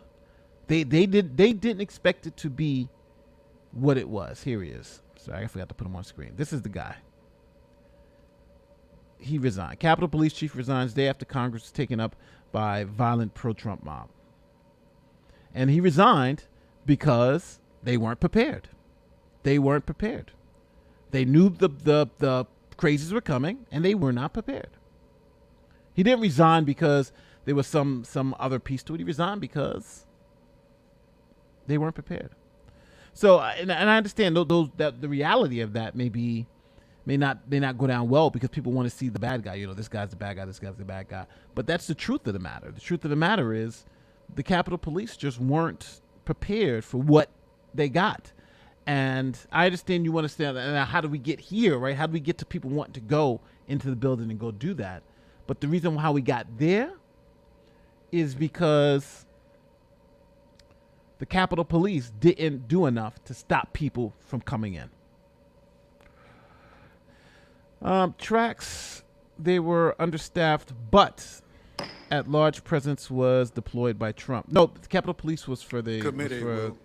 That's why the Capitol Police Chief and a whole bunch of people resigned. They weren't under Trump. He didn't deploy the same presence for his rally. I want to thank our witnesses for being with us this evening to share their first-hand accounts of that terrible day. No matter what you were talking about, you are so in the room with us. Thank you. With some of the family members, friends, and widows of the officers but Trump's who lost their lives spurred it as a result to of accept the defeat. Facts. Thank you all for being here. He wasn't going down without a fight. And the American people. They could have prepared. Officer Carolyn Edwards. That's true. They could have been prepared. I don't know if they chose not to, but they weren't. The fact is that they were not prepared. On January 6th, again, this was done on Officer purpose. Edwards Ooh. was assigned to the first responder. That's why he unit, resigned. Well, he resigned because they serves were as definitely the first unprepared. line of I don't know about that defense that other at the piece. I'm not Capitol sure. complex. She also served as a member of the Civil Disturbance Unit, a special subset of the Uniform Division trained to respond to mass demonstration events. Yeah, Trump didn't want to go down. Officer Edwards is a graduate of the University of Georgia. He was holding on. And currently is working on a master's degree in intelligence analysis. All right, let's hear. This is from the Johns evidence. Hopkins University. Let's hear it. Nick Quistad is an acclaimed filmmaker. Credits include documenting stories from war zones in Afghanistan, Syria, and Iraq. On January 6th, Mr. Quickstead was working on a documentary about, quote, why Americans are so divided when Americans have so much in common, end quote. During that day, Mr. Quickstead interviewed and documented movements of the people around the Capitol, yes, including the agreed. first moments of the violence against the Capitol Police and the chaos that Thanks, ensued. Lisa. I will now swear in our witnesses. The witnesses will please stand and raise your right hand. You swear and affirm under penalty of perjury that the testimony you're about to give is the truth, the whole truth, and nothing but the truth. So help you God. I'm still kind of shocked they threw Hannity under the bus. He went down hard. But I think that was a political hit. That was a nice little political hit on Hannity, you know? Let the Like, record oh. reflect the witnesses answered. That was in a good the little hit. affirmative. Without objection, the witnesses' statement Yeah, this is not a will be trial. included in This the is a inquisition. Pursuant to Section 5C. It sounds like a trial, though. They try to make it sound like a trial. I recognize myself for questioning. As you saw just a few minutes ago, We got Proud Boys Trump instigated authorized first the National breach Guard. of the Pelosi Capitol refused. We got to look up some just facts. before 1 o'clock p.m. Got to look up some of those the facts. rioters I got to check pushed them out over now. barricades near the Peace Circle at the foot of the Capitol. Our two witnesses tonight were both there at the time of that first breach. Oh, okay. Officer Edwards was standing with other officers behind a line of bike racks that marked the perimeter of the Capitol grounds. She bravely tried to prevent an angry crowd from advancing on the Capitol. Unfortunately, she was overrun and knocked unconscious as the crowd advanced on the Capitol. Mr. Quickstead was a few yards away from Officer Edwards, taking footage of the Proud Boys Yeah, only as pull part up of the his National work Guard. on a documentary film. Correct. Most of his footage Correct. has never been shown publicly before we shared it this All right. evening. Officer Edwards, I'm gonna check. I'm gonna I'd like fact to check start that. by asking if you could tell us why you believe it's important for you to share your story this evening with the committee and the American public. Please, your microphone. Well, thank you, Mr. Chairman. I really appreciate it, and thank you to the committee for having me here to testify. I was called a lot of things on January 6, 2021 and the days thereafter. I was called Nancy Pelosi's dog, called incompetent, called a hero, and a villain. I was called a traitor to my country, my oath, and my Constitution. In actuality, I was none of those things. I was an American, standing face to face with other Americans, asking myself how many times, many times, how we had gotten here. I had been called names before, but never had I believe my you. patriotism or duty been called I'm into accepting it question. as a fact. I, who got up every day, no matter how early the hour or how late I got in the night before, to put on my uniform and to protect America's Double jeopardy symbol for of Christmas, for I criminal who trials. spent countless hours in the So, baking sun and freezing yeah. snow to make sure that America's elected officials were able to do their Thanks. job. Yeah, I, whose they literal relitigate blood, this. Is sweat, and tears were shed that day. this is defending this the is building that I relitigating spent the countless impeachment. holidays This and is. weekends working in.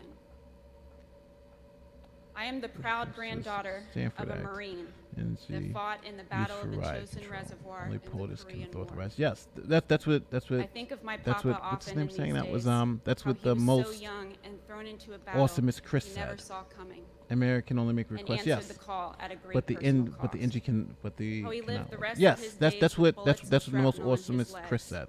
but never once Correct, complained Michael. about his sacrifice. Yeah.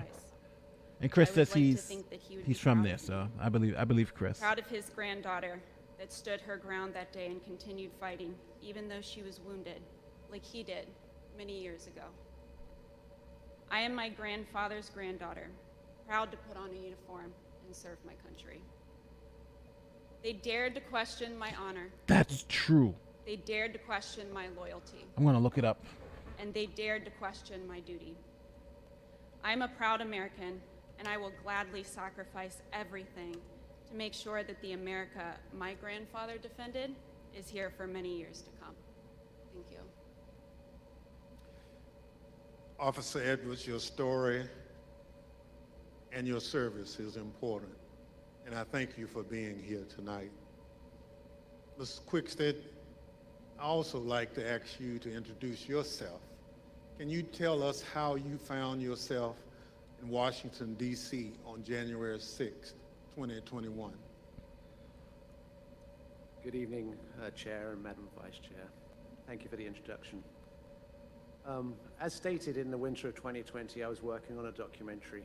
As part of that documentary, I filmed several rallies in Washington, D.C. on December the 11th and December the 12th.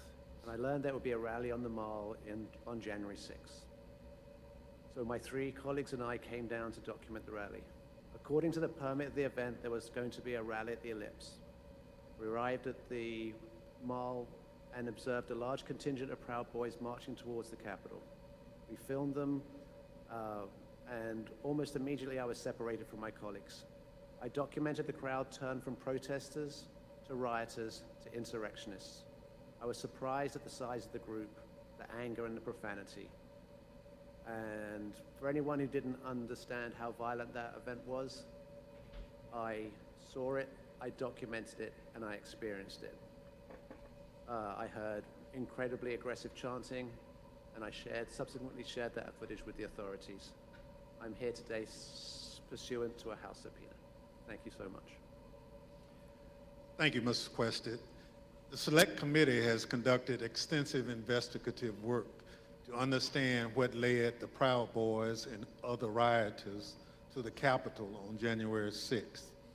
We've obtained substantial evidence showing that the president's December 19th tweet calling his followers to Washington, D.C. on January 6th energized individuals from the Proud Boys and other extremist groups. I'd like to play a brief video highlighting some of this evidence. My name is Marcus Childress, and I'm an investigative counsel for the Select Committee to investigate the January 6th attack on the United States Capitol. What do you want to call them? Give me a name. Give me a White name. supremacists and Who would you like me to condemn? white supremacists Proud and Boys. white Proud supremacists. Boys, stand back and stand by. After he made this comment, Enrique Terrio, then chairman of the Proud Boys, said on Parler, "Standing by, sir." During our investigation, we learned that this comment during the presidential debate actually led to an increase in membership from the Proud Boys. Would you say that Proud Boys numbers increased after the stand back, stand by comment? Exponentially. I'd say tripled probably, with the potential for a lot more eventually. And did you ever sell any stand back and stand by merchandise? One of the vendors on my page actually beat me to it, but I wish I would have made a stand back, stand by shirt. On December 19th, President Trump tweeted about the January 6th rally and told attendees, "Be there, we'll be wild." Many of the witnesses that we interviewed were inspired by the president's call and came to DC for January 6th. But the extremists, they took it a step further. They viewed this tweet as a call to arms. A day later, the Department of Justice describes how the Proud Boys created a chat called the Ministry of Self-Defense Leadership Chat In this chat, the Proud Boys established a command structure in anticipation of coming back to D.C. Hold on, I'm going to stop this here because people we had a lot of argument in the chat about the mayor calling the National Guard. This is what I found. This is what the mayor did. She asked for the minimal number of National Guardsmen and women to help out with the Metropolitan Police, and she warned that those troops should be unarmed and not directly involved in any protests. So, for those of you who keep saying the mayor with the National Guard, that's what happened. Let me get back to this video. D.C. on January 6th. The Department of Justice describes Mr. Tarrio coming into possession of a document called the 1776 You guys got me doing research. Returns, which describes individuals occupying key buildings around the United States Capitol. The Oath Keepers are another group that the committee investigated. You better get your ass to D.C. Exactly. folks this Prove Saturday. that. Yeah, if you don't, there'll be no more republic. But we're not going to let that happen. It's not even an if. It's either President Trump Alex is encouraged Jones? and bolstered, strengthened to do what he must do, or we wind up in a bloody fight. We all know that. The fight's coming. The Oath Keepers began planning to block the peaceful transfer of power shortly after the November 3rd election. And according to the Department of Justice, Stuart Rhodes, the Oath Keepers leader, said to his followers that we were not going to get through this without the Civil War. This is In on response one to the side of the story. December 19th, 2020 tweet by President Trump, the Oath Keepers focused on January 6th in Washington, D.C. In response to the tweet, one member, the president of the Florida chapter, No, you know what put we're on hearing? social media, the We're hearing them president calls trying to for make the Capitol. case that He wants this us is to all make it Trump's wild. fault. That's the goal what was this for the is. Oath Keepers This to is be all called Trump's to fault. duty so that they could keep the president in power. And this is not the although fault of the President security Trump had just apparatus. lost the election. That's The committee what I'm learned that getting the Oath here. Keepers But I set up understand quick that there's been reaction some. forces outside of the city in Virginia where they stored arms. But The I goal got of to these see quick where we're going reaction with this, though. But forces that's was kind of to where be I'm on getting this standby from now. just in case President Trump invoked the Insurrection Act. Did the Oath Keepers ever provide weapons to members? I'm declining to answer that and put them at grounds for due process grounds. In footage obtained by the committee, we learned that on the night of January 5th, Enrique Tarrio and Stuart Rhodes met in a parking garage in Washington, D.C. You got video of it? I think we're fighting the same fight, and I think that's what's important. Why would they let committee these? learned that the Why Oath would they let them Keepers videotape? went into the Capitol through the east doors in two stack formations. The DOJ alleges that one of the stacks went into the Capitol looking for Speaker Pelosi, although they never found her. Oh, yeah. As the I attack was agree. unfolding, Uncle Mr. Barry. Tarrio took credit. In documents obtained by the Department of Justice, Mr. Tarrio said in an encrypted chat, "Make no mistake, and we did this." Later on that evening, Mr. Tarrio even posted a video which seemed to resemble him in front of the Capitol with a black Hey, cape. I hate paying And the $6 title a of the video gallon for was gas. Premonition. The evidence developed by the Select Committee and the Department of Justice highlights how each group participated on the attack on the Capitol. Good on point. January 6th. Good point. In What I'm fact, saying the is investigation this revealed story that is it was one-sided. individuals You associated can't with hear the from the Proud other. Boys The other who side is instigated not the initial presenting their breach at the story. But Peace I think Circle you're right. at 12:53 They should have p.m. participated because you would have heard the other side. But that still doesn't negate the fact that this is a Within one-sided 10 story. minutes, rioters had already filled the Lower West Plaza. See, by 2 o'clock, rioters had So we're reached getting the a doors reenactment. on the west and the east plazas. And by 2:13, And see, rioters if the had Republicans broken were through the there, Senate they would be door talking about the and got security into the apparatus. How did security play a role? Did you feel A you had series enough of breaches equipment? followed. Do you feel you had enough officers there? At Those would be the 2:25 questions I p.m., would ask. rioters breached These the officers east who were side there. doors to the rotunda.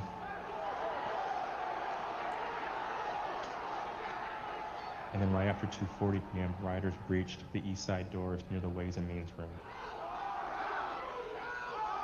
Once the rioters infiltrated the Capitol, they moved through the crypt, the rotunda, the hallways leading to the House chambers, and even inside the Senate chambers.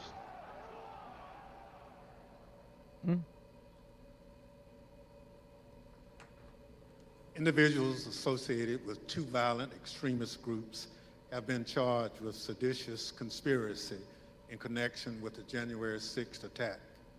One is the Oath Keepers. They are a group of armed anti-government extremists. The other group is the Proud Boys. They promote white supremacist beliefs and have engaged in violence with people they view as their political enemies. So give us our two Members boogeymen. of both groups The boogeyman is have already pled guilty to Proud Boys. crimes associated with the January 6th attack. Some guilty pleas. requested as part of the documentary you've been filming, you gain access to the Proud Boys and their leader, Enrique Tarrio. Yeah, Your that's crew true. filmed them in Washington, She D.C. did reject some of those on from the the evening Republicans. of January 5th. That's true. And then on January 6th. On I totally January forgot about that. 5th, the night before the attack, you were with the head of the Proud Boys, Mr. Tarrio, in Washington, D.C. What happened? We picked up Mr. Tarrio from jail. He'd been arrested for carrying some magazines, some extra capacity magazines, and he took responsibility for the burning of the Black Lives Matter flag that was stolen from the church on December the 12th. We were attempting to get an interview with Mr. Tarrio. We had no idea of any of the events that were. So everybody's got their boogie bit. On the right, it's Antifa. On the on the left, it's the Proud Boys property department of the police, and the Oath Keepers, which is just south of the mall. We picked up his bags and went to get some other bags from the Phoenix Hotel, where we encountered Mr. Stuart Rhodes from the Oath Keepers.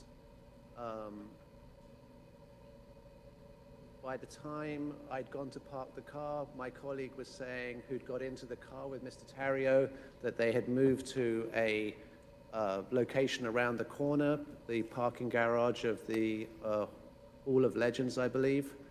And so we quickly drove over there. We drove down So into did the the Oath parking Keepers garage and the Proud Boys filmed the from scene what of Mr. they've alleged. Tarrio and Mr. Rhodes and certain other individuals in that garage. Potentially criminal. No. We then I continued think to she follow stopped, Mr. yeah. Tario. We're about There was almost some 2 hours discussion in. about where he was going to go. I'm He ended at up a going hard 10 towards o'clock with a this. hotel in Baltimore. They haven't and got we me. They conducted haven't an convinced me. interview with him in the hotel room. And then we returned to DC for that night and what was interesting that night actually was that was the first indication that DC was much more busy than it had been any other time we'd been here, because we couldn't get into the hotels we wanted to, and we ended up at a hotel that, was not as satisfactory as we would hoped. Thank you. So what you're saying is you filmed the meeting between Mr. Tarrio and Oath Keepers leader Stuart Rhodes, right? Indeed. You couldn't hear what was said, but according to the Justice Department indictment of Mr. Tarrio, a participant referenced the Capitol. Now, on the morning of January 6th, you learned the Proud Boys would gather near the rally scheduled to take place near the White House. What time did you meet up with the Proud Boys, and what was happening when they met? We met up with the Proud Boys somewhere around 10:30 a.m. and they were starting to walk down the mall easterly direction towards the Capitol. There was a large contingent, more than I had expected, and I was confused to a certain extent why we were walking away from the president's speech, because that's what I felt we were there to cover. So at 10:30 a.m., that's early in the day. That's even before President Trump had started speaking. Am I correct? Leading. Yes, sir. So how many Proud Boys would you estimate were marching together to the Capitol? A couple of hundred, potentially. Yeah, I'd say a couple of hundred Proud Boys were marching towards the Capitol at that point. At the time, was the area heavily guarded?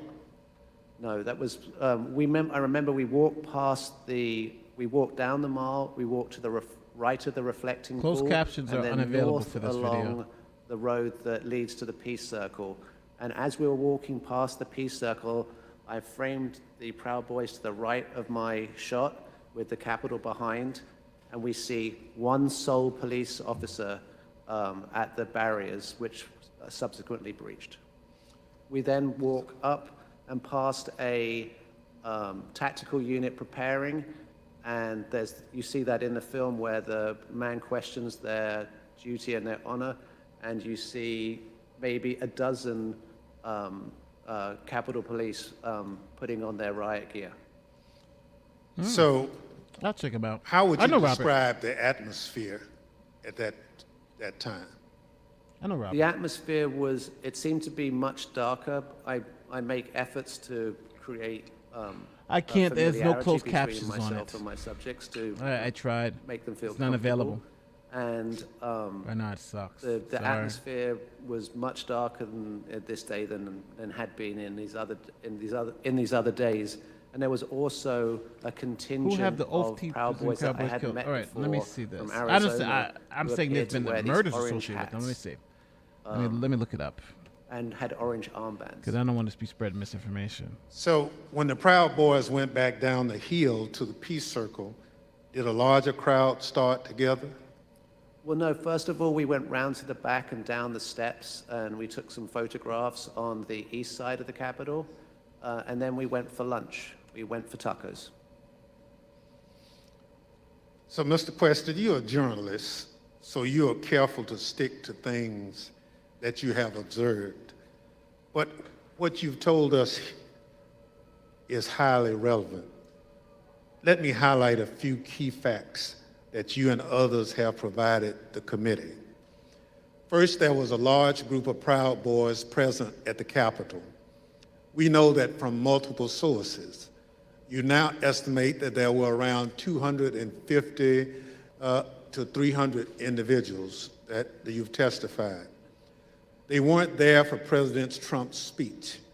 We know this because they left that area to march toward the Capitol before the speech began. I'm looking at many news. They walked around the reports Capitol of that Oath morning. Keepers and Proud Boys. I'm concerned but this they're allowed individuals them to see who are what associated with them that kill defenses people. So yeah, were in place and So, where weaknesses might be. I can give you names. So yeah, And they decided to launch there have been their murders and attack people killed at the Peace Circle, by people which associated is the with front Proud door Boys of and the Oath Capitol Keepers. complex. From the news reports that I'm reading. It's the first the same news security reports that say perimeter Antifa that killed those marching from the ellipse would have to come to as they moved toward the Capitol. See, I looked it up on the The street. Peace Circle walkway was always No, where the thousands I'm not watching. of angry Trump Just so everybody knows, supporters that's would it. arrive This is it after for me. President Trump I am not watching anymore after sent this. This is them it.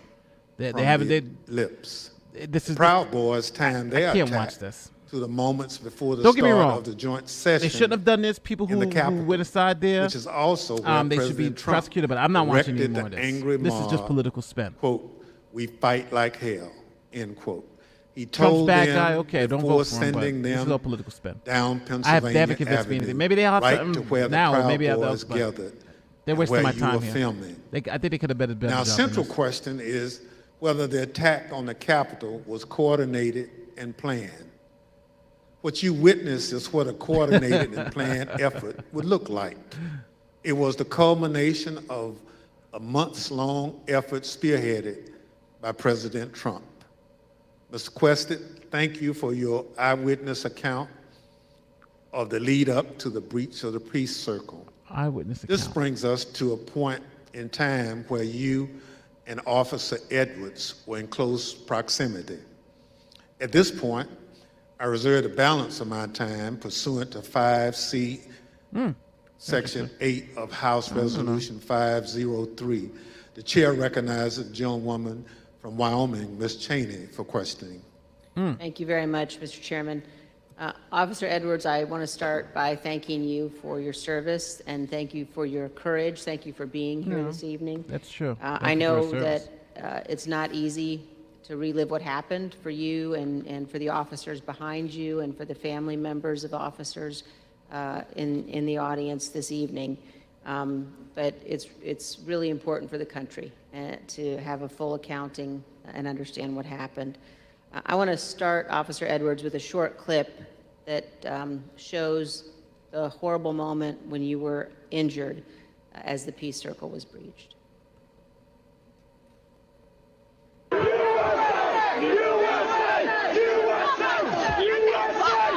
That's her, yeah.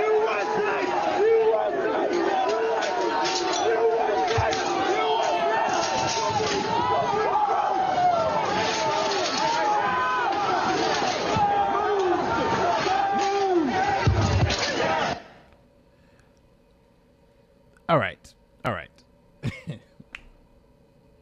I'm sorry, people. I'm sorry.